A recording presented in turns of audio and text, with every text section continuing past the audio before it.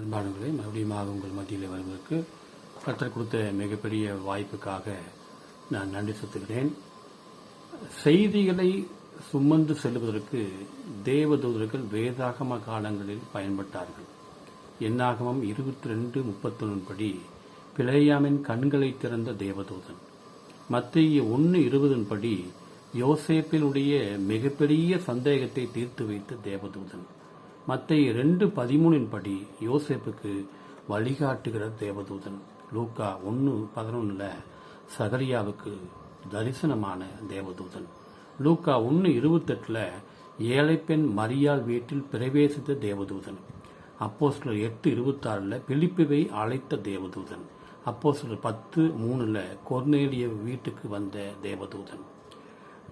அன்பானவர்களே, நாமும் வேத வாசிப்பிலும் ஜெபத்திலும் கர்த்தருடைய சித்தம் செய்வதிலும் இருந்தால் நமது வீடுகளுக்கும் தேவதூதர்கள் வருவார்கள். கிறிஸ்துவின் பிறப்பின் நற்செய்தியை சுமந்து செல்லுகிற தேவ தூதர்களாகவும் நம்மை ஆண்டவர் பயன்படுத்துவார். சிந்தியுங்கள், செயல்படுங்கள்.